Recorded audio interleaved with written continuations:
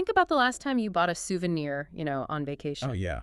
We all have those. Right. Maybe it's a painted magnet currently holding up a grocery list on your fridge, or maybe like a woven blanket folded over a chair. Where did it actually come from? That's the real question. Yeah, and more importantly, what happened to the town you bought it from after you packed up your suitcase and went home? Right. Because we're just so accustomed to the idea that traveling inherently means we're going to leave a footprint. Exactly. I mean, for decades, the ultimate goal for the conscious traveler has just been damage control. Just trying to make that footprint as small as possible. Yes.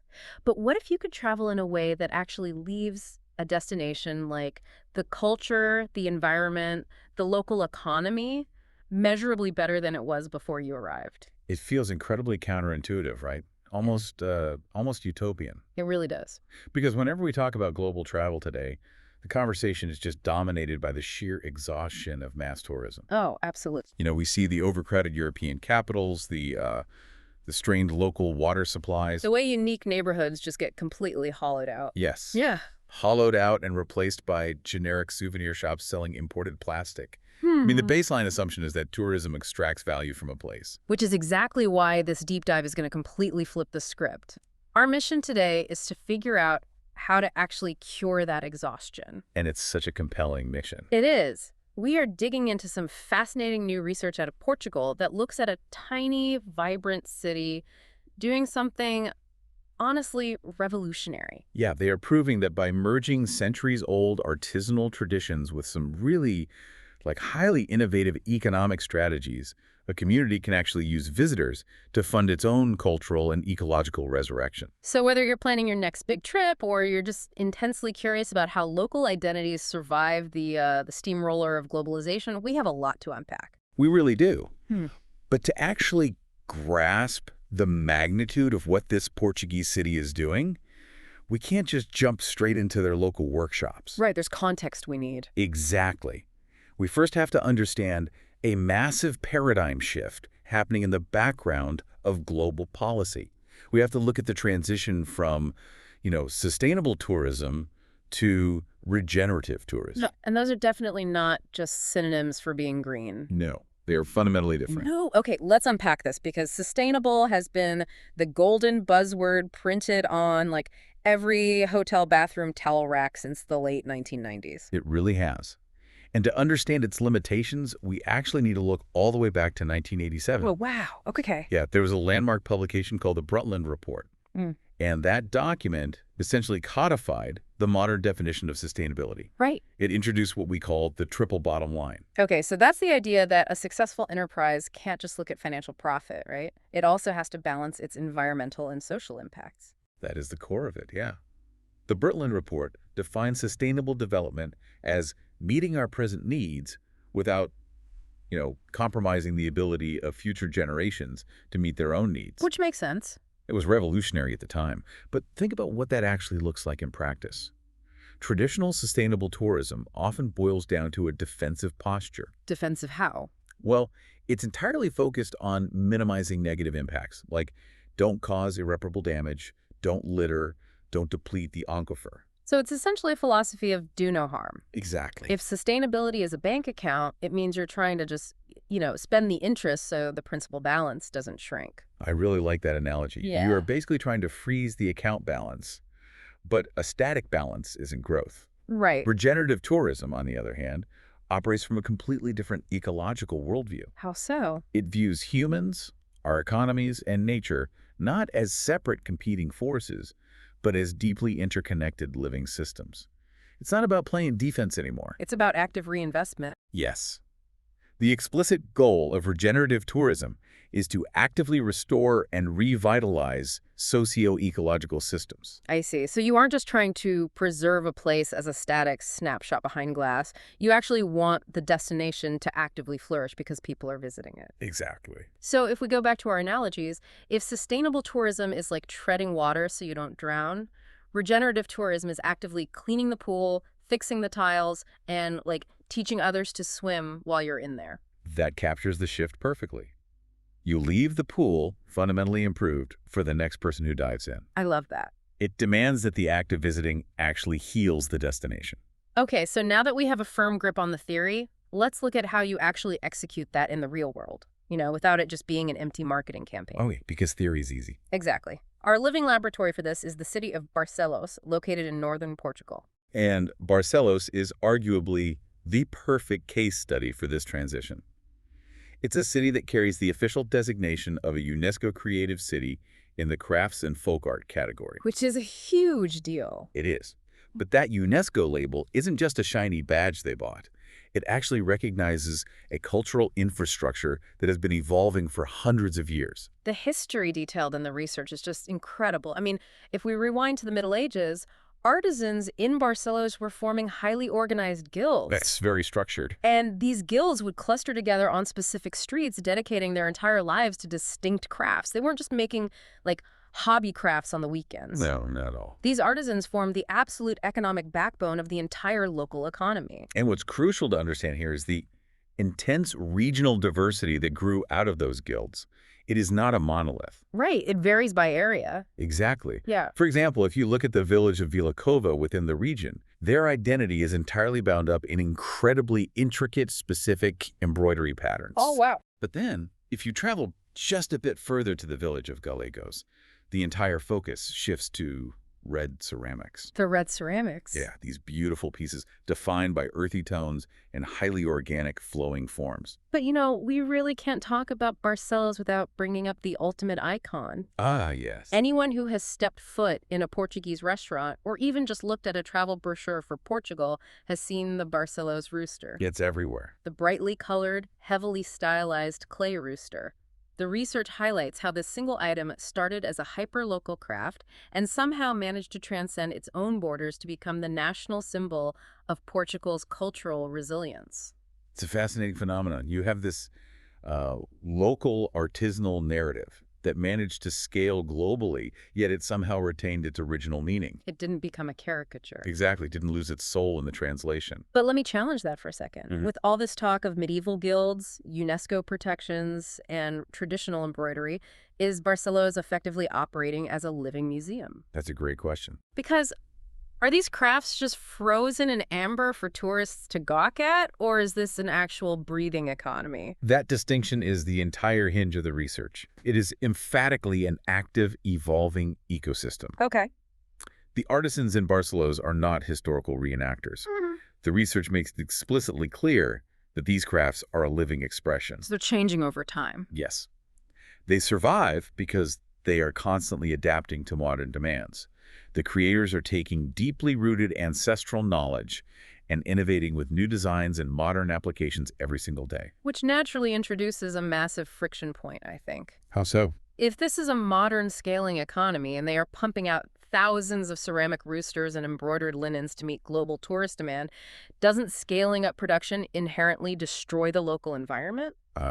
Like, how do you scale a physical craft without scaling the carbon footprint and creating a massive waste problem? You hit the nail on the head. That is the exact trap of mass tourism. The way Barcelos avoids that trap and achieves the regenerative standard is through a rigorous, almost militant commitment to a circular economy. Okay, a circular economy. The artisans aren't operating on a linear model of extracting resources, making a product, and throwing away the waste. They are actively regenerating resources as an integrated part of their daily production. I want to dig into the mechanics of that because the source material provides some fantastic granular examples.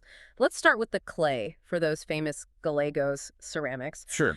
The artisans extract the clay locally, and on the surface, that just sounds like a quaint, traditional thing to do. Right. Very rustic. But from an ecological standpoint, the implications are actually massive, aren't they? Absolutely. Think about the logistics of modern pottery. Okay. Clay is incredibly heavy and dense. Oh, true.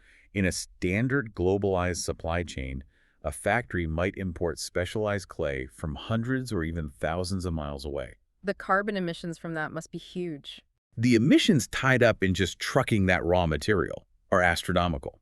So by extracting it directly from their own regional soil, the artisans of Barcelos effectively neutralize the transportation footprint before the production even begins. That's brilliant, and it extends to every material they touch. When they color the textiles, they are utilizing natural plant-based dyes rather than synthetic chemicals that run off into the water supply. Exactly. And when they weave traditional basketry, they are harvesting local willow and wicker. And the key word with the willow and wicker is sustainably harvested. They aren't clear-cutting. Oh, so they manage the growth. Right. They are managing the groves so that the natural resources can renew themselves season after season. The ecosystem dictates the pace of production, rather than production dictating the destruction of the ecosystem. Here's where it gets really interesting, though. Ceramics require kilns, and kilns require massive amounts of sustained heat. They do. Traditionally, industrial kilns burn immense amounts of fossil fuels like natural gas or coal. But the artisans in Barcelos use slow-firing kilns powered by local residual biomass. This is perhaps the most elegant solution in the entire case study. It really is. When we say biomass, we aren't talking about them chopping down the local forests for firewood. We are talking about agricultural waste. Their research specifically cites rice husks and sugarcane bagasse. It is essentially the ultimate farm-to-table approach, but applied to art and energy. Let's look at the mechanics of why that works so well. Rice husks are a massive byproduct of local farming. Usually farmers have to spend money to dispose of them. Right, or they just let them rot, which releases methane. Exactly. But when packed correctly into a slow-firing kiln, those husks burn incredibly hot and maintain an even temperature over a long period. That is so smart. The artisans are literally taking the agricultural trash of their neighbors and transforming it into the kinetic energy that fires the cultural identity of the region. It solves a waste problem for the farmer and an energy problem for the artist simultaneously. It's a perfect synergy. And they don't even stop there. What happens to the ceramics that break in the kiln? Ah, yes. In a normal factory, the flawed pieces, the scrap, just go straight into a landfill. But here, they gather up all the ceramic waste, break it down, and reuse it to create entirely new products like decorative mosaics. It creates a perfectly closed loop. Nothing is wasted. Everything is transformed. So structurally, they have completely fortified the environmental pillar of the regenerative model. They have. But a regenerative system can't just save the soil, it has to sustain its people. That's the social component, yes. You're right. If tourists are just walking into a shop, pointing at a rooster on a shelf, handing over a credit card, and walking out, the town might be green, but it still feels socially hollow. Very hollow. So how do the artisans interact with the visitors to actually generate social and economic vitality? The answer lies in fundamentally altering the psychology of the transaction. Historically, as you mentioned, tourism is inherently transactional and passive. You just consume a product. Exactly. What's fascinating here is that in Barcelos, the prevailing strategy has shifted heavily toward experiential marketing and what the researchers call co-creation. Co-creation. And there is a specific historical figure the source brings up who catalyzed this shift, an iconic artisan named Rosa Ramallo. Yes. Rosa Ramallo is a huge milestone figure in this narrative. What does she do? She was instrumental in bringing international fame to Barcelos' ceramics, but her real legacy was how she embodied the connection between the solitary creator and the wider world. Okay. She proved that the story of the artisan was just as valuable as the clay itself. Building directly on that legacy, today's strategy invites the tourist to step past the retail counter and actually walk into the workshops. It breaks down the barrier. It does. The visitors are no longer allowed to just be observers. They are invited to sit down at the bench and manually model the clay themselves. They hand paint the ceramics. Yeah, they learn the intricate hand movements required to weave the willow basket. They literally get their hands covered in the local mud. They do. Mm. And the source notes that this creates a profound emotional bond and a deeply rooted sense of place. But, I have to play devil's advocate here on behalf of our listeners. Please do. If a tourist, let's say an accountant from London, or a software developer from New York who has literally never touched wet clay in their life, comes into a master workshop and starts clumsily making these traditional crafts, Right. doesn't that inherently dilute the authenticity of the heritage? Like, doesn't inviting amateurs to participate turn a centuries-old mastercraft into a glorified kindergarten art class? It is a completely logical concern. But the research reveals that the psychological outcome is actually the exact opposite. Wait, really? Yeah, co-creation doesn't dilute the master's work. It radically enhances the tourist's appreciation for it. How? Think about the physical act. When you sit down and try to paint those incredibly intricate tiny dots on a Barcelos rooster, your hand shakes. Right. The paint smears. You realize how monumentally difficult it is to get it right. Oh, I see. Suddenly, you look over at the master artisan sitting next to you, who is executing the pattern flawlessly with muscle memory, and you are just flooded with a massive amount of respect for their expertise. Ah, the sheer difficulty of the task humbles the tourists. Profoundly. And that humility translates directly into economic vitality. Because they value it more. Exactly, because the visitor now possesses a tactile understanding of the labor, the years of practice, and the immense skill involved. The perceived value of the authentic piece skyrockets. That makes so much sense. The tourist moves from being a blind consumer looking for a bargain to an educated patron who is more than willing to pay a fair, sustainable price for a certified masterwork. That makes incredible sense. And they don't just take that appreciation home in a suitcase. No, they don't. When they go back to London or New York and put that slightly lopsided, hand-painted bowl on their mantle, it ceases to be a cheap souvenir. It becomes a meaningful memory. It has a story. They tell the story of the rice husk kilns and the master artisan to anyone who visits their house.